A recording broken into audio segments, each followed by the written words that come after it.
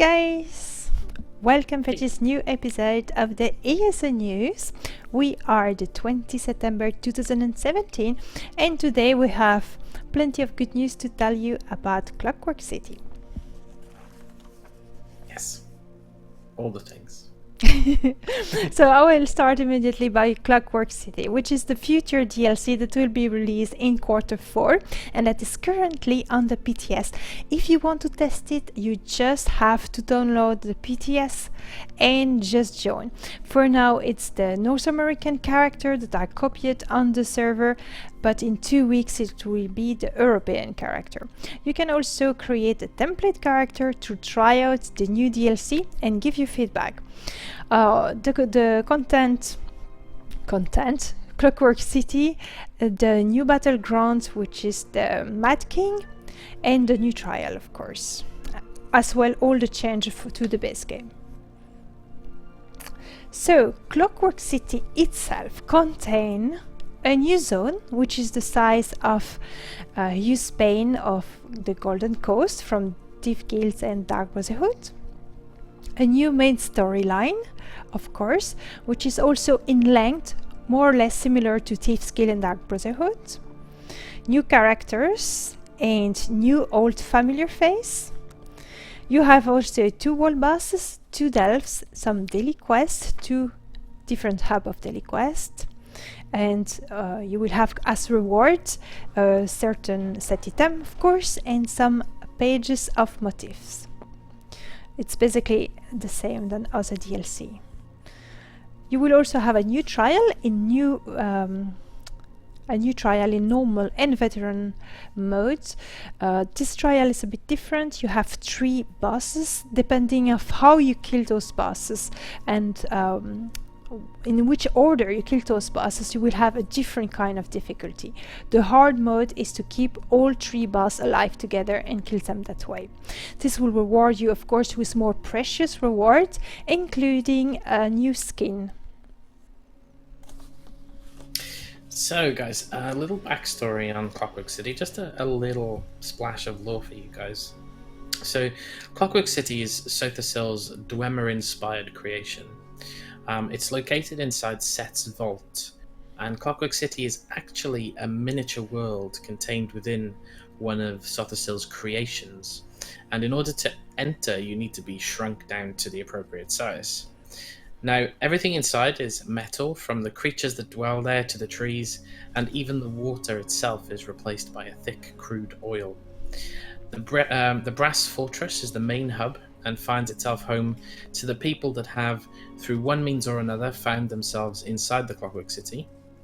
Entrance into the city, however, isn't guaranteed, and one must prove their worth before becoming a citizen, lest they be outcast and called the Tarnished. So to start the quest of Clockwork City, you can directly jump into it or select the quest in your inventory in the collection. You will have access to it either because you just purchased the DLC or because you're ESO Plus member. But if you do so, you will miss a part of the content. There is a prologue quest, which is a little bit in the same style than the Azura quest line that you have in between the normal game and Morrowind. So if you do this prologue quest that Nicky and me have not found, we have not tried it, but if you do this prologue quest, it will give you a lot more incentive and reason to why the Clockwork City is starting. Because when you do the Clockwork City immediately, it's a little bit abrupt. Nicky and myself have done the reflection yesterday when we were playing it for the first time. We find it, it finds it a bit out of the blue. Why are we doing this? Why this guy is doing that? So the main character that you will find to start the adventure in Clockwork City is Divat Fear, which is an old dark elf for 4,000 years. It's a very important character that you find in Morrowind, the Elder Scrolls 3 game as well. Of course, here it's this past version. Yes. So, onto one of the most interesting additions of Clockwork City, something that has been sought after for quite some time. Transmutation. So, transmutation is the ability to replace one weapon or armor trait for another. As I've mentioned, it's long been a sought-after feature. However, there are some conditions to, how it's used. First of all, it requires a transmutation table. Now, you have two choices when it comes to using one of these. You either have to use the static one, which is located inside Clockwork City. This, of course, means that you do need the DLC or access to the DLC. The only other option to you is to purchase one from the RIT vendor using RIT vouchers, and then you'll be able to place it within your own home. However, this does cost 1,250 RIT vouchers, which is quite a lot.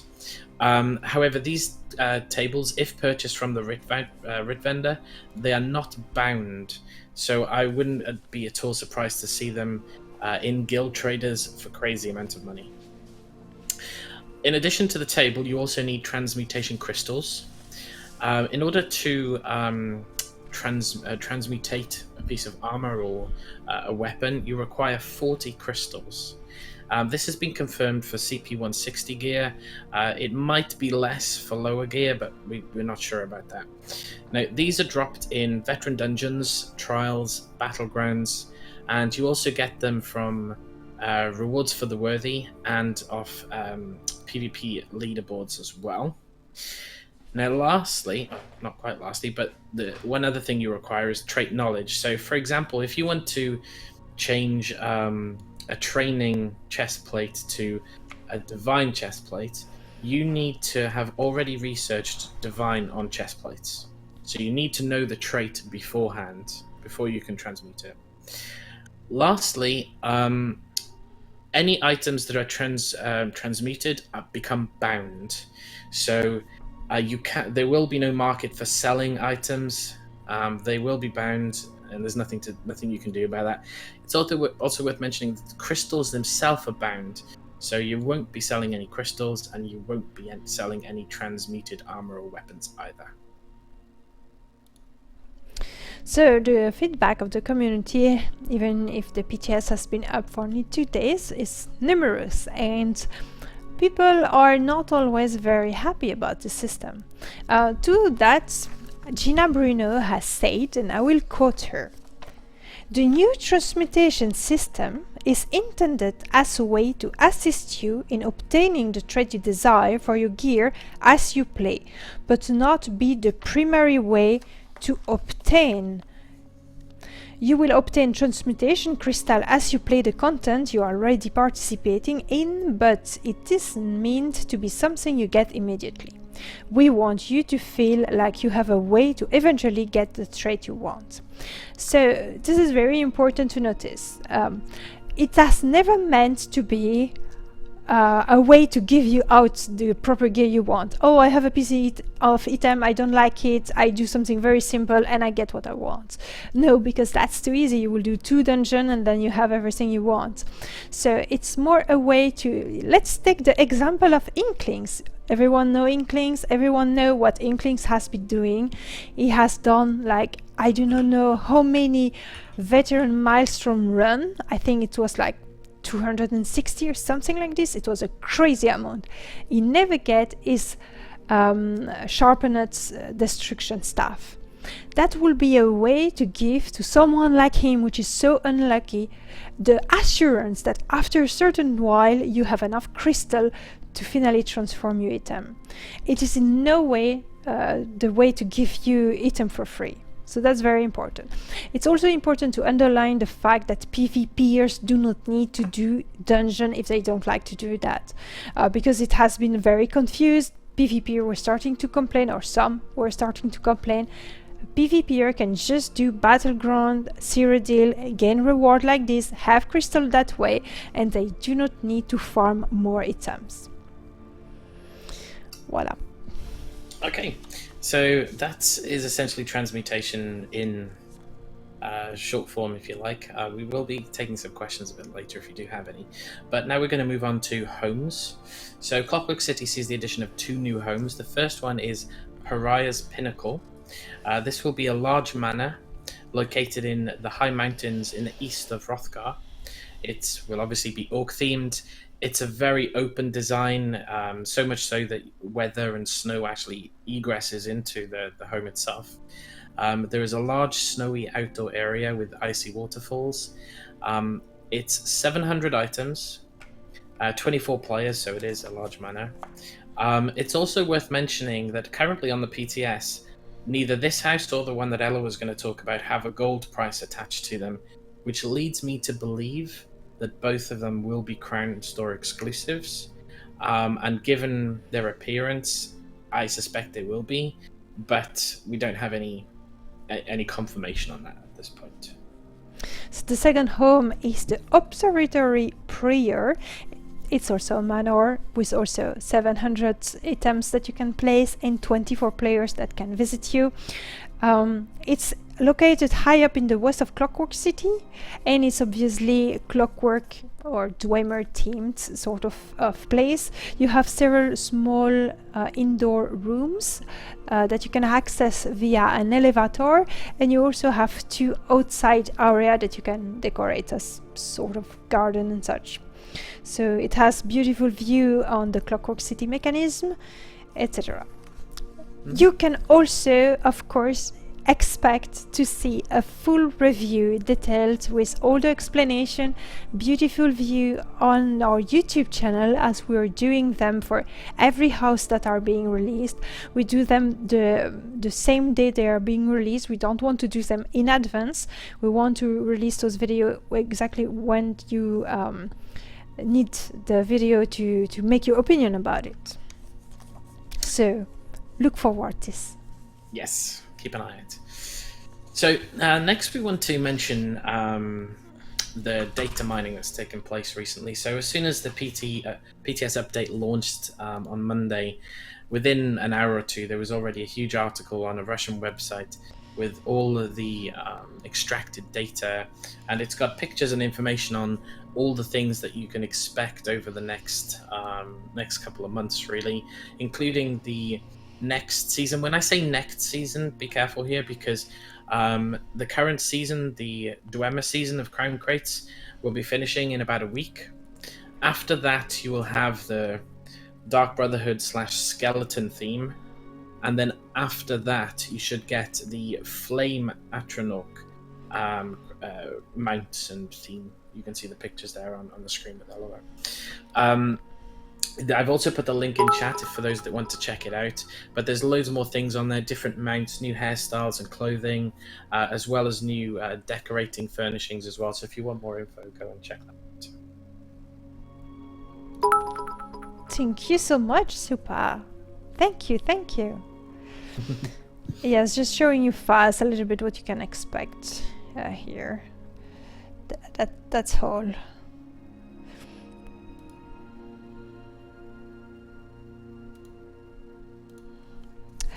Okay, so next point, it's a Grand Linkle Manor feedback. So the Grand Linkle Manor is or Linkle Grand Manor actually. I made a bit fault there. Never mind.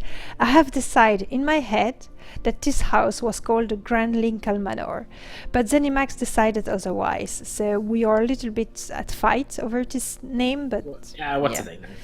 Yeah, so anyway, if you have not seen our video related to the Linkle Grand Manor, you can check it on YouTube. It's our review. It's houses that has been sold for a limited amount of time last weekend for a very large price of 40,000 krone and 17,500 krone for the furnished version. It's an imperial house, and it was a manor as well, with 700 item and 24 players.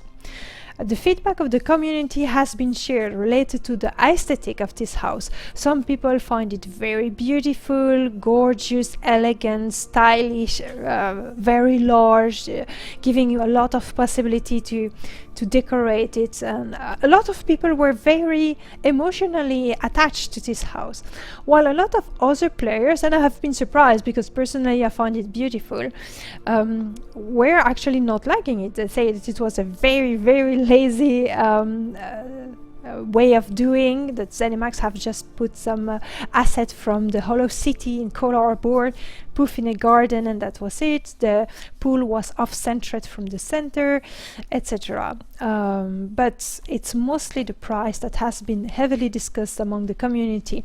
A lot of players wanted to buy this house and have decided to not do it because it was too expensive for them. 40,000 krone.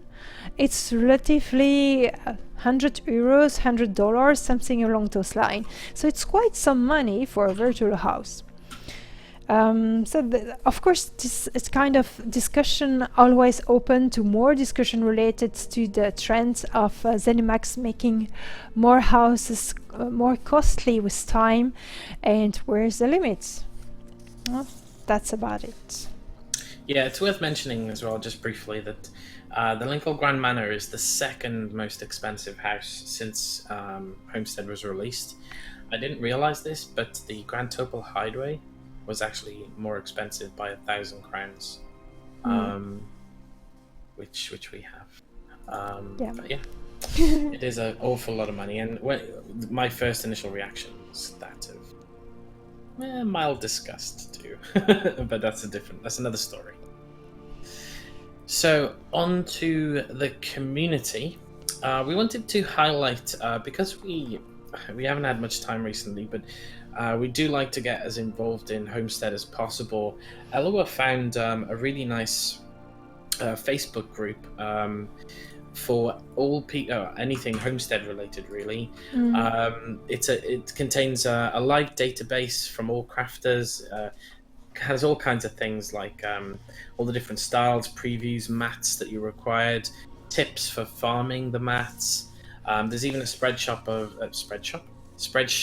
of housing related drops found via pickpocketing, and also gives you or tells you what NPCs give you what kind of pickpocketing drops.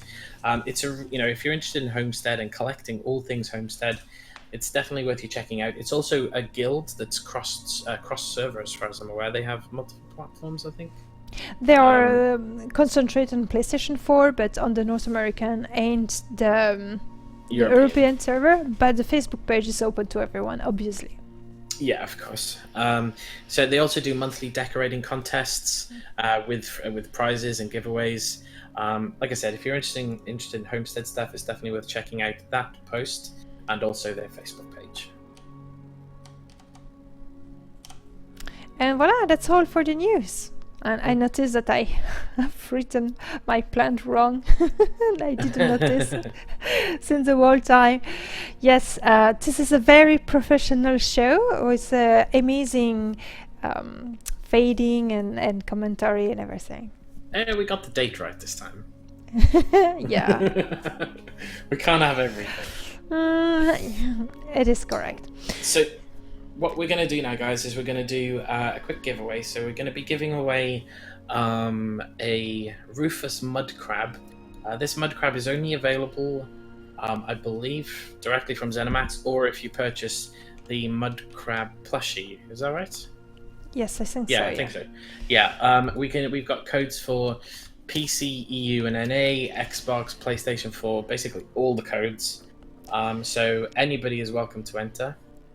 We're going to run that giveaway and take a Q&A whilst that giveaway is running, I think. Yes, and I will do it because it's more fun to do it that way with the new extension that we have. So, but first of all, I need to do this. We love to give crabs to the community. It's very important to give crabs to the community. Mm-hmm. Like that? Is it pretty like this? I'm making my overlay as we speak. So let me do this because I need to familiarize myself with the new Twitch. So whilst Elloa is setting that up, I'll explain to you what's happening. So recently, within the last couple of weeks, Twitch has released a new feature called Twitch Extensions. If you hover over the stream, you should see a little icon that appears down in the bottom right-hand corner. So what this allows us to do is it allows us to embed polls and giveaways directly in the stream, so we don't have to send you to third-party websites. The first time you click on it, you might have to grant access to your Twitch account to use it. But honestly, guys, you're better off doing it now because you're going to have to do it at some point. Yes. Oh yeah, I do not have. Okay, I need an image. But Yes. Mudcrab, let me get you one. But it's fine. Just Oh, you can get one, I guess. just need the URL of. Oh, you could use this one. I'm busy already. Sorry. Terrible. But I sent you a cute one. Yeah. Oh, okay. Actually, in looking at it, there is one more way you could potentially get one of these mud crabs, and it's if you attended the 2016 convention. But obviously, you can't do that now.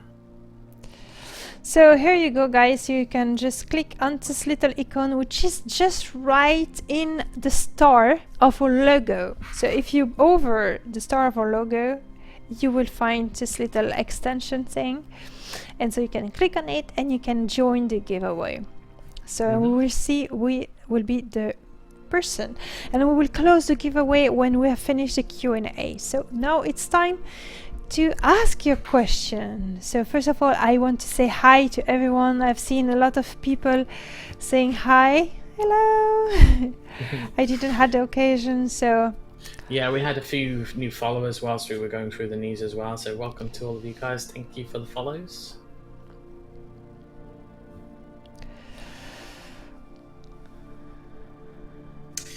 Yeah, it's pretty cool, Little Wolf. And hopefully they'll add more to it as we're going.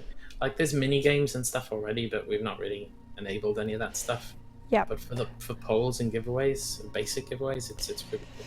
Yes, the only thing is that we cannot give a little advantage to the subscriber with this giveaway system. But But for little mud crabs. Yes, for a little mud crab, it's okay. Like if we were giving away something a bit more significant, we'd do it a different way. Yes, that's exactly my point. So if you have any question related to Clockwork City, the new update, or Elder Scrolls Online in general, or anything really, you can just ask your question. Nick and myself are a library of knowledge. No, I'm kidding. No, I mean, we don't claim to be experts, but we do, try to stay as informed as possible on these things. So, it doesn't have to be a question about knowledge. It could be a question about our opinion on something too in the game. It doesn't even have to be Clockwork City. It could be opinion on Lincoln Manor, for example, or any other aspect of the game. But any questions at all within the realms of decency, and we'll try and answer it as best we can. Yes. SCDLC has Wikipedia, but Nickeloapedia is better. You don't get Wikipedia, Nickipedia is better. You don't get the beautiful personalities with Wikipedia. Yeah. Oh, Mr. Karn, what do you think will be the big base game update in the new year? Oh yes, but they have never said that it will just be a base update. What they have said is Q1 there will be a DLC, Q2 a chapter, so Q1 a content DLC, chapter Start again. We cut. So Q1 you will have a content DLC, Q2 you will have a chapter, Q3 a dungeon DLC, and Q4 a content DLC.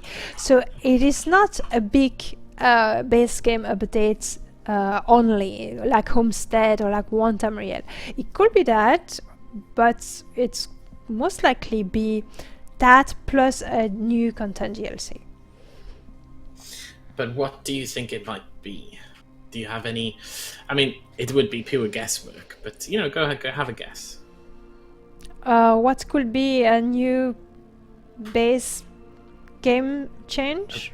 Yeah. What do you think will come in January or February, whenever it is? The ability to transmog your gear. Okay, so like a glamour thing, so you can change the appearance. Yeah. That's a very sensible guess because we know that they're working on that. Yeah, that's why I say it. Because it's most likely it's small enough to be Yeah. released in January after Clockwork City. No, you say that, and I don't disagree with you. And we obviously know that they're working on it. However, and as minimal as it seems, I think that would be far more difficult than we actually realize. I'm not saying it won't be done. I'm just saying it might take a bit more time. So I'm not going to pretend to know what's coming out in the new year, but I am going to tell you what I'd like to see in the new year. And if anybody's listening, working for ZeniMax, take notes. Okay, so what I would like to see in the new year. First of all, and it's something that's incredibly overdue as far as I'm concerned, jewelry crafting. Oh, yeah. Why the hell is that not in game? I don't even think it would be that much work. No, that for it could to be exist. That would be maybe make a new crafting station. I mean, they've done it already with transmutations. Make a new crafting station. You need a new skill line if they want to. Fine, whatever. But yeah, that should be simple. That could be something they could easily add. Secondly, gardening. Yeah, but that you will not have now. Shh! Don't ruin my dreams. I want to be able to grow my own alchemy ingredients in my house that right now serves no purpose. Yeah, but first of all, it will not be in existing house. What? I'm almost certain. Why? Why? Because Why should I dream? they have not been conceptualized like that. Yeah, you can dream. Be realistic, please. Is it me saying that? Should be the other way around. It will not be in existing house. It will be a new house. You will be maybe part of a chapter. I think it will be most likely part of chapter. You will have a different land, like let's say Murkmire, and in Murkmire you will have farm, and it will be part of the chapter. You see, something like that. You hurt me. But anyway, let's before we go into a new question, I just want to see what other people said about that. But then you don't have to do vets or hard mode for Golden Necklace. Well, I mean, I'm open to compromise. I'm happy to, only let people craft up to purple. But let us craft jewelry, like some of it at least. Maybe not the gold, fine, but purple at least. Come on. Yeah, that's all I have to say on that. I want my jewelry crafting in my garden, please. Yeah. So Weolo is asking, why do you think they have priced the transmutation station as up to 4 times more expensive than most items on the Reed vendor? I would probably say This is easy. it need to be precious. It's probably for the people that has not DLC. They need to work for it because they have not DLC. They need to be punished. I mean, I'm not saying they want to punish people, but basically what they want to do is they obviously transmutation is something everybody wants, and everybody should rightly want it. So what they're hoping to accomplish is you'll have people who don't have the DLC or don't have a sub. They'll go to the RIP vendor, they'll see that crazy price, and then they'll be like, oh, hell, screw that, and buy the DLC. No, but you have... See, STDLC is underlying something really cool, and this is something because we are losing track of that. But guys, it's totally getting it one for the guilds. And that's very true. You can put work together as a guild to have the guild master, to have all the rates. You give him the material so he can have all the rates and can have this transmutation. So it could be a guild project. And that's something very cool that we are losing track of it, especially in ESO, which is a very individualistic game. You can really play solo or in duo, like you and me. We kind of play in duo. We have a guild, of course, but we are not really involved into it because we don't really need it. But that can be, you know, this kind of community project where everyone have one, and then you can invite people in your home and they can use it, and it's kind of cool. Yeah, I'm not saying that's not possible. It certainly is, and I know it's possible for one person to get enough RIT vouchers. I know Inklings who does RITs on like 24 characters a day has like 4,000 RIT vouchers or something, so he's going to buy 2 or 3 of them. So I know it's possible, but the average person isn't going to commit enough time to get that. As Violo said, it would take a very long time to get 1,250 RIT vouchers. What you're saying is possible. Of course, it could be like a little guild project, but it's hard to deny that the main motivation for it will be to prompt or poke or push people towards buying the DLC. Yeah, And I don't necessarily think that's a bad thing. I mean, at the end of the day, we do overlook the fact that they are a company trying to make money. So I'm not really sure if it's done with that in mind, more than we need to let people work for it, so they have something to work towards it. but people who sub don't have to work for it at all. Yeah, that's true. But And it's going. The other thing that was brought up during the news section, actually, which is kind of interesting, is it's going to make everybody crafters because, well, not exactly. I mean, people will learn their preferred trait on every item, won't they? Because they'll have to. Yeah. In order to do it, because you can't trade them once they're transmuted. You can't trade crystals. You've got to make it yourself, basically. But you can do it with just one character and give it to your other character. It's a Kunbon, not character. Yeah, of bond. course. So you don't need to have crafter on all your characters. No.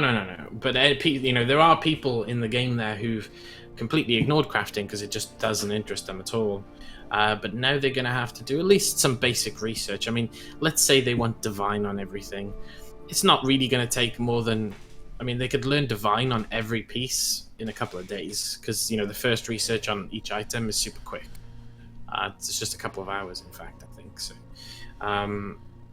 I don't consider that too much of a problem, really. Everybody's going to have to do it if they want to use the station.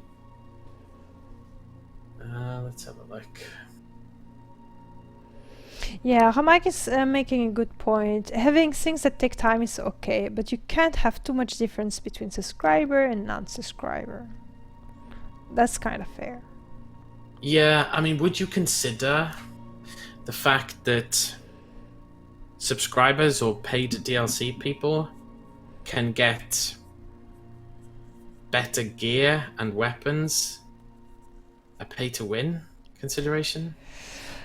It's cool, but it's not really pay to win in the sense it's like a timed pay to win thing, though, isn't it? It kind of is. Well, there's a fine line. First of all, getting the ability of transmuting is just a convenience to compensate your luck. Maybe I will never need to transmute because I will get the stuff I want immediately. But personally, I don't care neither about transmutes or whatever, because I'm not really paying so much attention to my best in slot gear. I don't really care. I don't have divine, it's okay, I'm not dying for it. I don't think the percentage that it will bring me will be game breaking for me, even if I'm attempting veteran. I do not pay enough attention to that kind of aspect of this game to be frustrated by the fact that I do not have access to transmutation.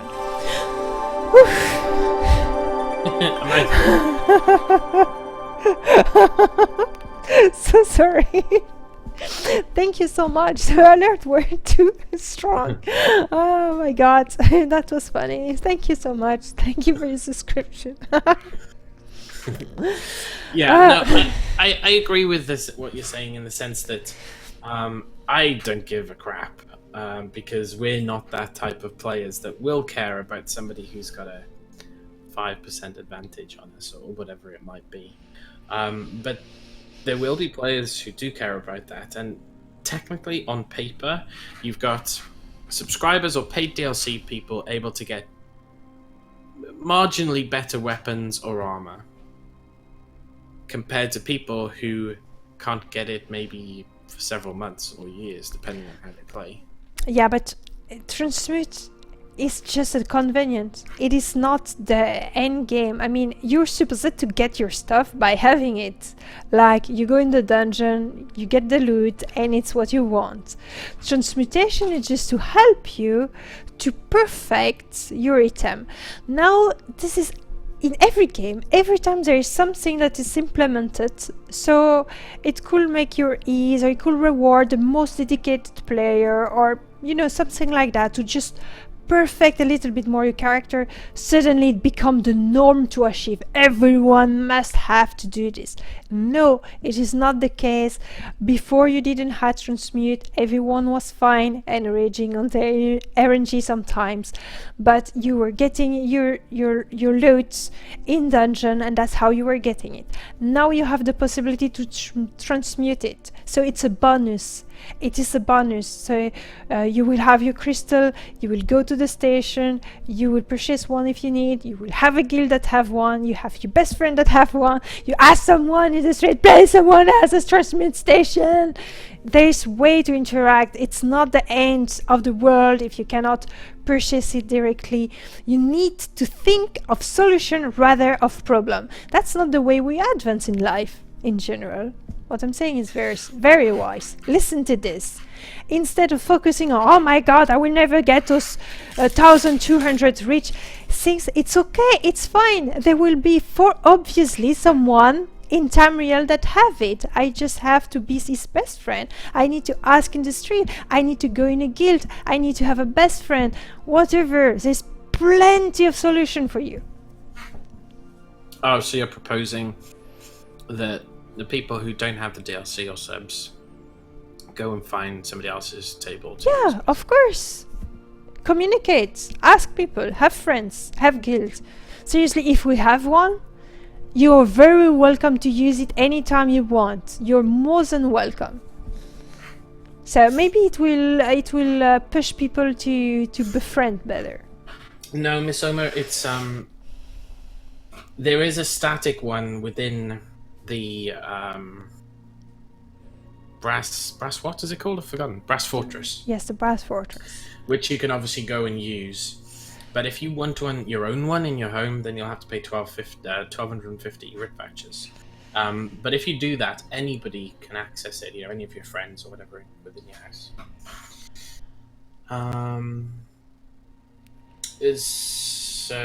So there's the two. There's one in Brass Fortress, and there's one you can purchase.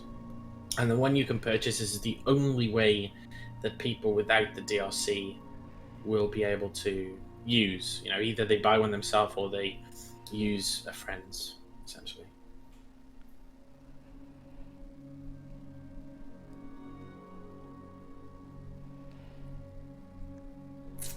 Okay. Any other questions? So what Elloa is saying, in your ring, crafting was the best plan. They can research a thread in hours. It reward people who ignored it. It punish dedicated crafter. I'm not really understanding exactly what you mean by that. Do you get it yourself, Nicky? Well, he's basically just saying, you know, the people who spent all that time learning all the researches, and I know I've just, within the last couple of months, finished it on my first character, all the research, and it took forever. Basically saying that those people, you know, kind of grinded out all the research and paid for all the Nirnhorn stuff and whatever. The people now who need to transmute only need to learn the one trait that they know. But I mean, I don't see that as a problem, because the thing you got to remember, Elloa, as well, is that I can't imagine ZeniMax being okay with divines or whatever the flavor of the month is being the only trait that's ever viable.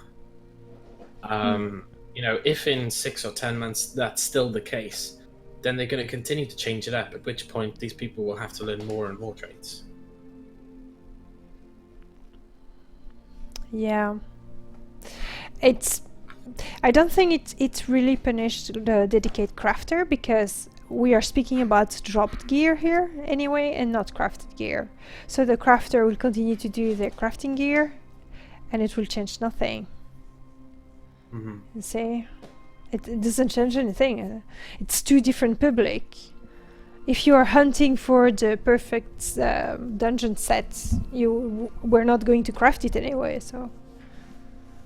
No, that's true. But yeah, was there any more questions? Yeah, okay, so I've seen a message from Shaima85 asking what's your main chart. What do you mean by that? Are you asking about characters?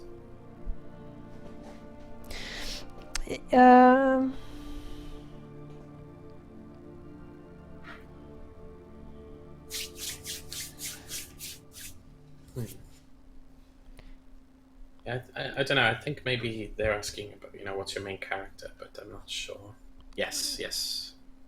So, I guess I'll answer quickly. I have one of every class, and I kind of enjoy playing them all, honestly. I've got a Templar who is like DPS or heal, but not very good at either. I've got a Sorcerer who's super fun. He's not crazy DPS, but he's reliable and he's quite hardy, I guess. I've got a Stamina Nightblade who does a lot of damage, but it dies very, very easily. And I have a Dragon Knight tank, and I also have a Magicka Dragon Knight too. And I play them all equally, really. Personally, my main has been my Templar for a long time. It has been my most played character, so I did all the story content with her. Yeah, I did 2 factions with her, Orsinium, a bit of the Dark Brotherhood, and all crafting. But I got tired of healing with the Templar, so I had my Dragon Knight healer. And that was my favorite heal until now, because it was very cool. It's a protective way of healing. Until I realized that the Ingenious Shield is overriding the Ingenious Shield of the Dragon Knight tank, which is generally what we have in a group. It's a Dragon Knight tank, so I cannot use it because I'm,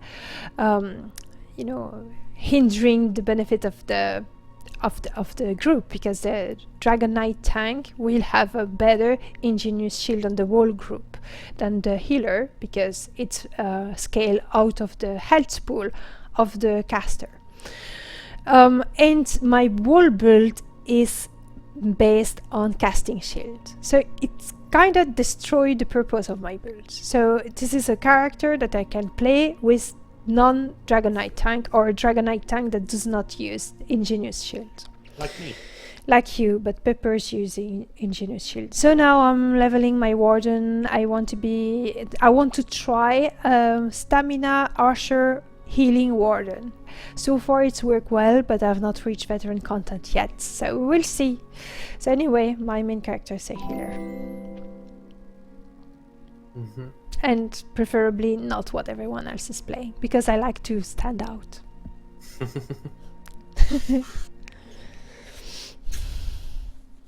Okay, how many entries do we have on the Mud Crab then? 7. So just in case there's any new people here, we'll just remind you. So there is a giveaway running right now for a Rufus Mud Crab for ESO, for Xbox, PlayStation, PC, doesn't matter what or where.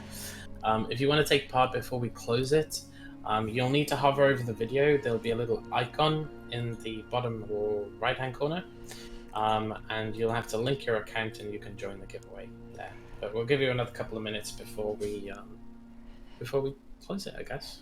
Veltarki really want to say a bad joke, so okay, just go. do it.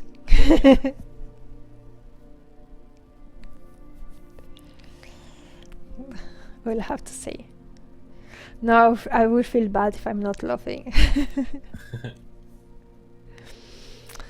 So, Ramag is saying go for it, Veldar, but I'm timing you out if it's inappropriate.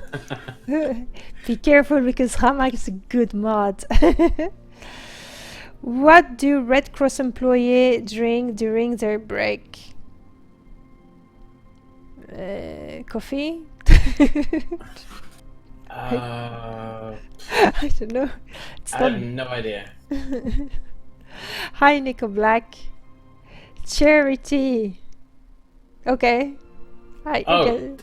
Yeah, charity. Okay. Oh yeah. Okay, I got it. Okay, it wasn't. It was not too bad, no. Yeah, but I do feel dirty for reading that joke. No, it's fine. That's kind of nice joke.